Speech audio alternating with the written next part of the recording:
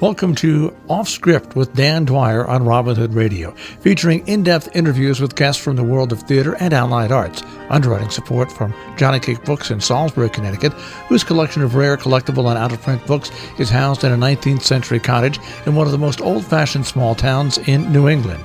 And now, here's the host of Off Script, Dan Dwyer. Thanks, Marshall. Of the 41 theaters on Broadway, the smallest, tucked next to Sardi's on 44th Street, is the Helen Hayes Theater, now owned by Second Stage Theater Company. But its real history is being told in a wonderful new biography by Marty Markinson, who bought the theater, then known as the Little Theater, in 1979 when nobody else wanted it. His book is called Come Along and Listen to My Life in Theater. And he tells his own life story from growing up in a working family in Brooklyn to running the Helen Hayes Theater and producing some great plays, including the history-making Torch Song Trilogy. Welcome to Off Script. Can I call you Marty instead of Martin? No, Good? absolutely. Okay. Call me Marty. And thanks for coming in. I should note that we're recording the program off premises from Robin Hood Radio in Sharon. We're actually in the heart of Broadway at the Paramount Building at the offices of Bun O'Brien Brown, which is, if we probably went to the next block and looked down the street, was right near your Rose stomping grounds. That's right. Yeah. For 40 years. You're right. Yeah, 40 years. 40. Before we start talk about the theater and talk about the great plays that were in it because of you, you write in your book, you're growing up a kid in Brooklyn in a working family, right? That's correct. Did you ever dream, kicking around the streets of Brooklyn somewhat 90, 80 years, 70 years ago? I'm not going to ask you how old you are because I already know you're the youngest looking elderly guy I've ever met in my life. Yeah. But kicking around the streets of Brooklyn, how many decades ago, did you ever imagine that you would be, owning one of the, the jewels of a theater in Broadway, let alone producing Broadway movies, let alone getting a Tony Award for something called Torch Song Trilogy? No, I never even dreamed of it. And it's like the rest of my life.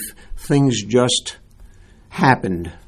And how I got into the theater business is outlined in my book. People find it a very, very interesting story.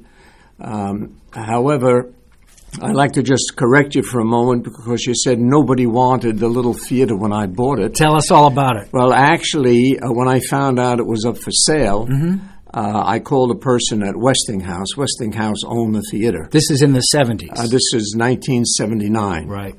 And what happened was Westinghouse said to me, well, there are 3 people in front of you that are looking to buy this theater. Would you like to be on the list?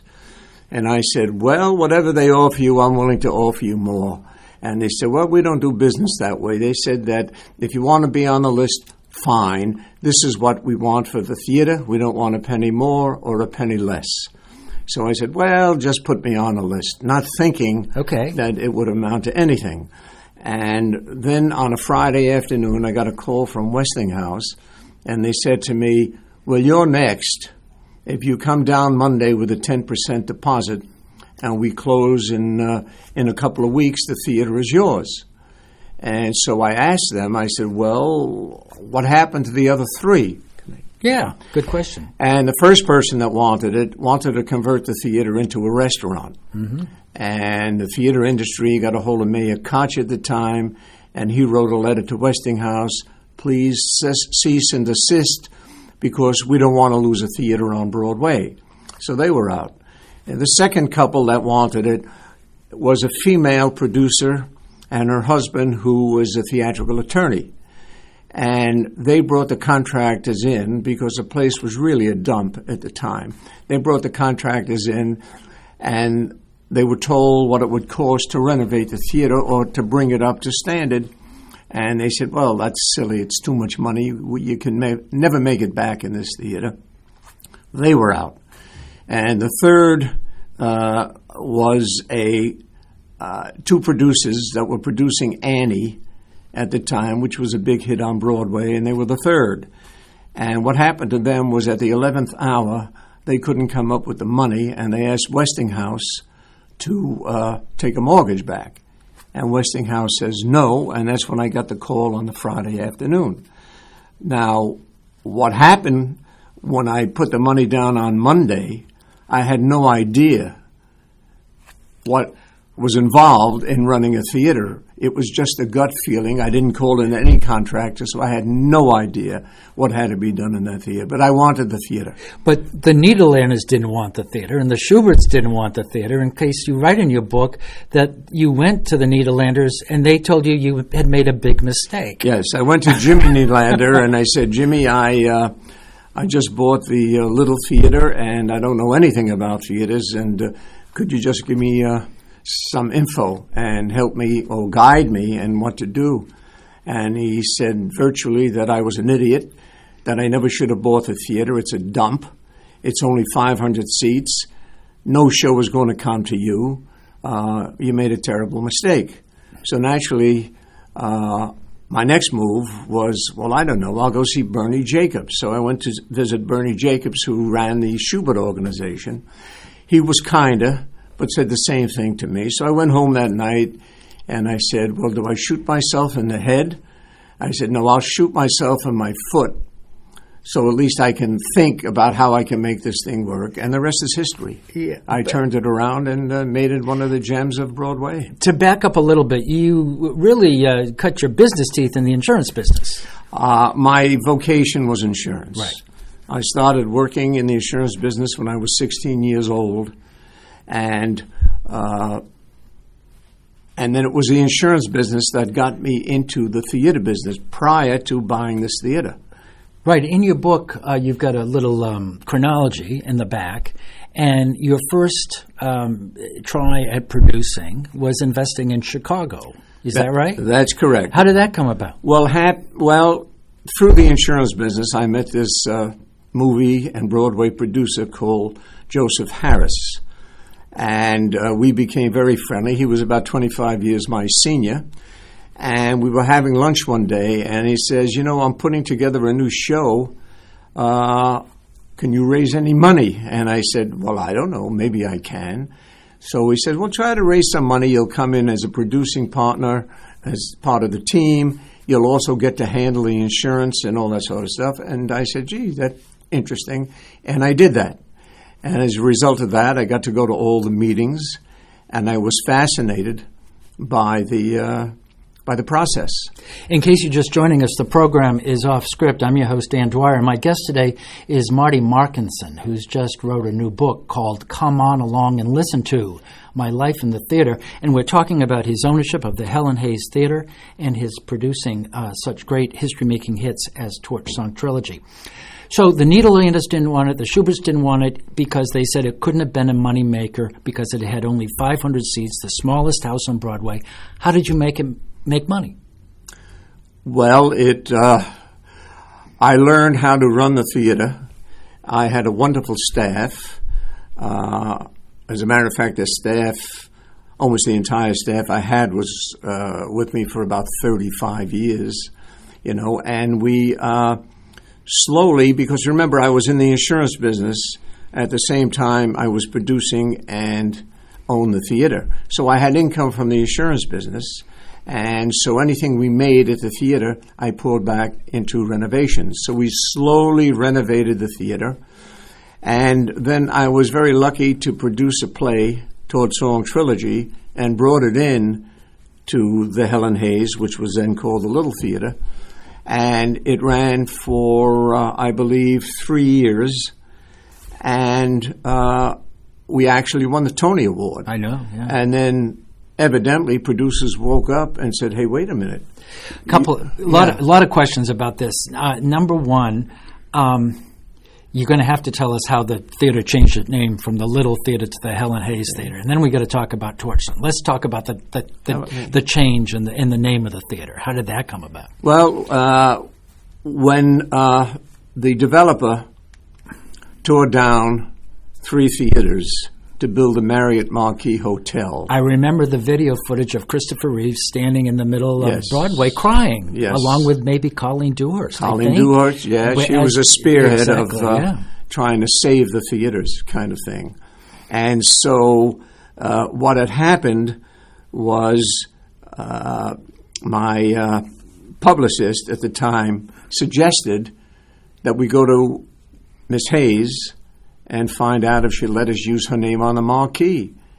And so I did do that. And hers was one of the name. One of the theaters that was torn down. Yeah, was hers. the three theaters was the Morosco, Yep. the Helen Hayes, and a small little bijou theater. And this is now where the Marriott Marquis is, right there. That's correct. Yep. The Marriott Marquis Yep. is there, and that's what created the city to landmark all the theaters when they did, because they didn't want to lose any more theaters to developers. Right. So I went to Miss Hayes. She came down. She visited the theater. Not only did she know the theater, she knew almost everything that ever played there. And being an actress at heart, she said, yes, you can use my name, because the theater at the Marriott Marquis, which is a musical house, wanted to use my name. And I said, no, I'd rather give it to this theater, my beloved theater. What was she like? Lovely woman, very unassuming. She used to come to as many opening nights as she could, very supportive, and I was very pleased and proud that I was able to use her name. Before we talk about Torch Song, in your book, you give a lot of practical advice for people who are in theater management. There's wonderful appendices in your books that set out example budgets for a production, and it's very instructive. And you've taught a little bit in New Mexico, I gather. Well, I lectured at Yale, at Skidmore, and I lectured for about 10 years in New Mexico at the college there. But one of the things that impressed me about your story and the management of the theater is that you took a novel approach with the unions. Can you tell us about that? Well, I've always been a firm believer is I don't like an adversarial position. Mm-hmm. So I always find out what the other party wants or needs. And if it's something I can do, I tell them that I'll be happy to do it. And that has got me through all of my 40 years in the theater business. Never took an adversarial position, even with the unions. We were very fair with the unions, and as a result of that, they enjoyed working with me. And you had a different union contract because of the mid-sized nature of the house rather than the large houses. Did I read that right in the book? Or yeah, am I confused about that's that? correct. I was considered a middle house with a middle house contract. And as a result of that, a play that came into the theater, or even a little musical that came into the theater, could probably run $25,000 to $35,000 a week cheaper. And sometimes that was a difference between profit and loss. Right. And so I maintained that. And as a result of that, producers now found that they can come to a 500-seat house and make a profit and run, because Torch Song ran for 3 years. And you expanded the size of the house. Yeah, what happened one day is I went to see a show at a Schubert house, and for some reason they sat me in the first row, and my knees were practically touching the stage. And I said, oh my God, I have more room than this at the Helen Hayes Theater. I ran back to see Susan Meyerberg, who was running my theater at the time, and I said, Susie, we can put in more seats. And then we went to the union, and they said, well, if I let you put in 100 more seats, then it takes you out of the middle theater classification. And I said, no, I can't afford to raise my rates and have the same union contracts as the rest of Broadway. That would kill me. And because of my relationships with the union, they said, fine. They let me put in the 100 seats, and they let me continue at my reduced rates. Yeah, good. Now, Torch Song. Yes. Okay. Back in 1982, I think it was when you brought it into the Helen Hayes. Yes. We take now for granted the subject matter that was in Torch Song Trilogy. We just take it for granted. It's no big deal. But back then, it was radical. And what's a guy like you from Brooklyn who didn't grow up at the background that Torch Song Trilogy trades in? You're not the usual suspect to have brought that to Broadway. So can you tell us what your impressions were the first time you saw it, when you went off Broadway to see it, And why did you, as an unlikely character, take such a leap of faith and put something as radical and as bold as that on Broadway at the time? Well, what had happened is my manager, Susan Meyerberg, suggested I go down to see the show. And I asked her what it was about. She told me. I said, "No, I'm not interested in that." And, I said, "That's not my thing." Not your thing, right. Yeah. She insisted. And so I went down to see the show. And I said, "Oh, my God. I never looked at the gay world in the way the show, the way the show portrayed it." But you had been in the business. I mean, you knew a lot of homosexual people. Oh, yes. Yeah, sure. Yes. Yeah.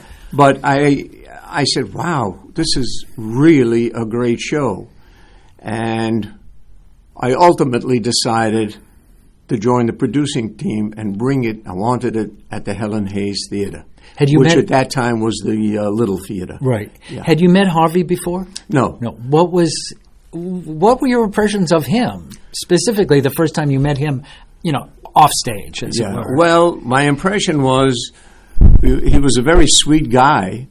He had a voice that I couldn't believe. And the way he portrayed the part in the show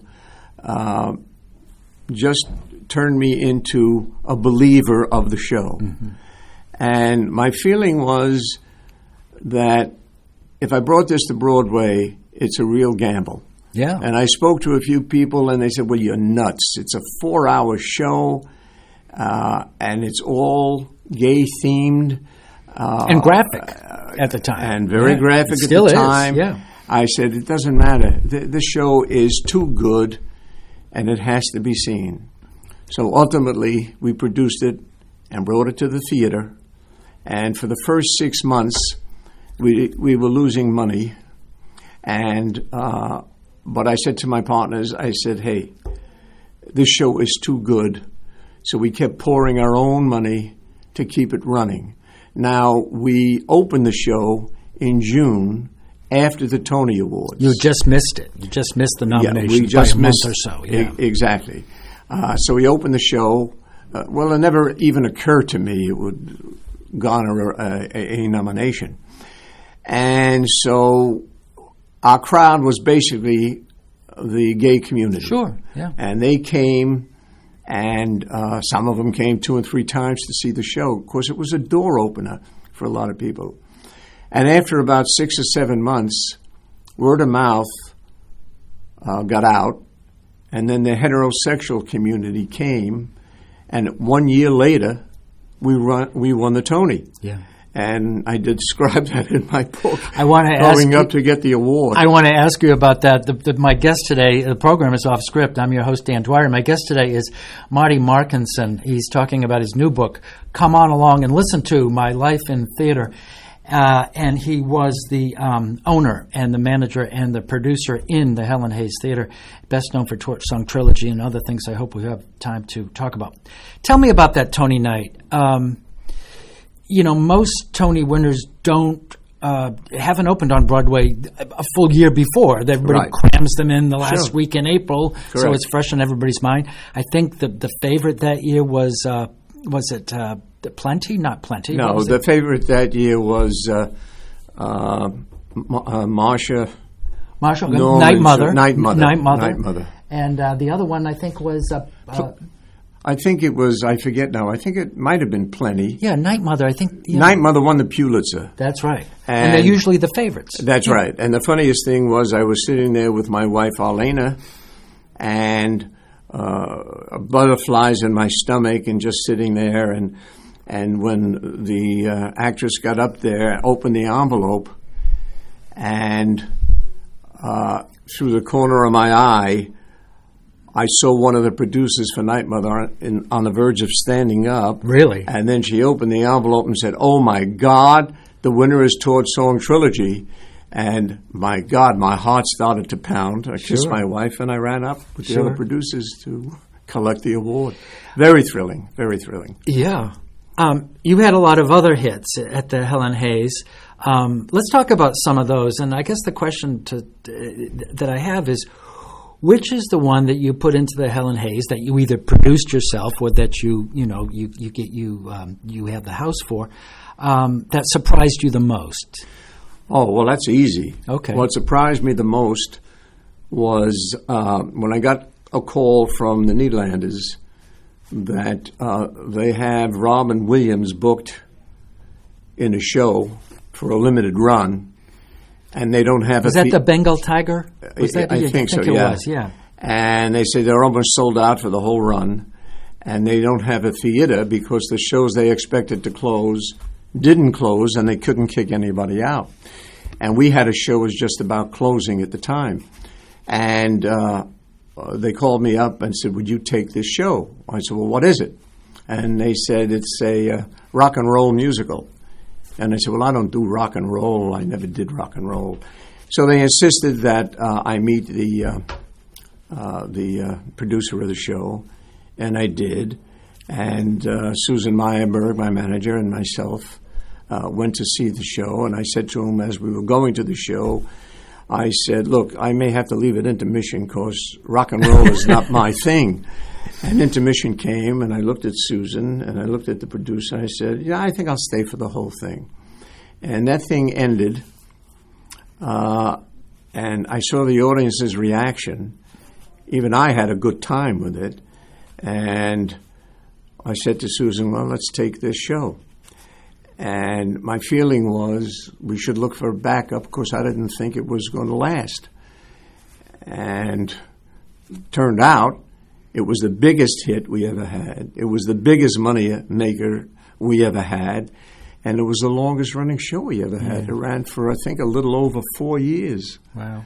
And it's still going somewhere. Oh, yeah. And that was my biggest surprise. What about Xanadu? That's kind of a quirky thing. Yeah, but Xanadu I liked. I enjoyed Xanadu, and that ran, and that was a show I was happy I booked.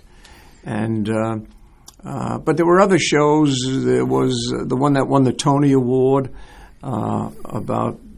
the name of that show was Last Night of Ballyhoo. Mm-hmm. And then we had Lynn Redgrave did a show there. So we had a lot of winners in that show. Prelude to a Kiss was in there for a while. Greg Lucas, yeah. Yeah, and I was, together with my crew, I was able to get some real good bookings. Right. And we were always very favorable to producers.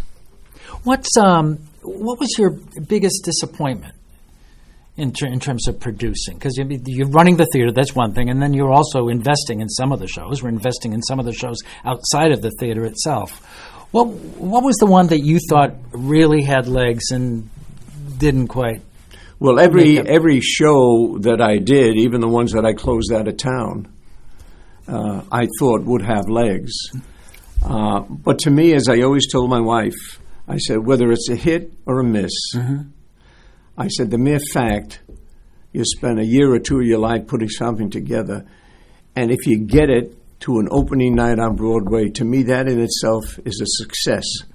The fact that people don't buy enough tickets, I can't help that. You know, in your book at some point you said that you thought it was a pretty good record that I think 2 out of 5 shows made it, or something like that. Well, I think it was 1 out of 4. 1 out of 4. That's a pretty good batting average. Yeah, well, not mine. I'm talking about every 4 shows that open on Broadway, maybe one of them would make it. And now the odds are even worse. Well, your biggest hit, Rock of Ages, that's going to have a run in Los Angeles. You were talking about it, I think, in October. I just found out that it's going to play in Hawaii. That's great. You know, so, I mean, it's not my show, but I'm very proud of the fact that I was talked into booking it. Second Stage Theater Company. Yes. It's a big relief, I think, to people committed to the theater, and that it continues as a Broadway house. Do you have any regrets? Oh, none at all. None at all. As a matter of fact, what happened was I used to get calls at least once a month from Korea, from Japan, from real estate brokers. I have somebody that wants to buy the theater. I have somebody that wants to buy the theater. And my answer was always no. And then I got a call from Second Stage. We would like to buy the theater. I said, no, it's not for sale. So I got a call a couple of days later, and they said, well, let me ask you, if you were to sell it, how much would you want for it? Took me by surprise, and I threw out a number. And she says, okay, thank you. And then I got a call back maybe 2 weeks later, I don't remember. And she said, yes, we're willing to pay that. And I said, well, wait a minute, that's just for the theater, not for the air rights. Right. Because I knew those were valuable. And then I spoke to my partner at the theater, and I said, I think it's time to sell.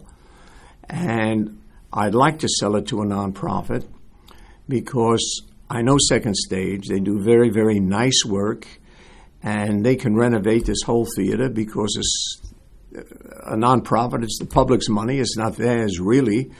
And I think that would work, and it would be a perfect theater for them. And so we negotiated, and we finally sold it to them. That itself is a story, but that's all in the book. That's another interview. Yeah, good for us, and lucky for you, and better for the rest of us. You conclude your book with a list of, I've got it here. Curtain Call is one of the last chapters in your book, and it's a list of some of the secrets of Marty's success. And there's a whole series of about almost a dozen and a half, almost 2 dozen lessons of life. And we can't go through all of them. But for someone who's starting out in the theater, or maybe just starting out in life, what's your best advice? Well, I tell people, well, if you're talking about the theater business. Yeah, let's talk about when the I theater lectured business. To the graduating students in drama school, I would always say the 2 things you have to be able to understand if you want to get into this business. The first thing is you have to be able to take rejection. If you can't take rejection, you shouldn't be in this business. And the second thing... True for actors as well as producers, as investors, everybody. For everybody. Okay. If you can't take rejection, because nobody has a string of winners. And you can go and have 2 losers in a row, and it could be very depressing. It never depressed me because, as I said before, the mere fact that I got it to opening night, And the other thing was perseverance. If you don't get discouraged easily, and you have to persevere if you believe in something and really want to do it. Mm-hmm. So I think you have to have those 2 qualities if you want to go into that business. Final question. Has the business changed since you started out in the 70s? Oh, yeah. Yeah, for the better? Or in some ways not so much? Well, I can't, there's no thing is better or worse. It's just different. Because what's happening today, my first show that I produced, a play, cost $200,000. Mm. Torch Song in 1975 cost $800,000. A play today is at least $3 to $3.5 million, and the musical, the quality and size of Chicago would be at least $14, $15 million, and much harder to raise money. And some of the all the old timers that I started with, most of them are gone, and so for me, the camaraderie was no longer there. It was a whole bunch of new people.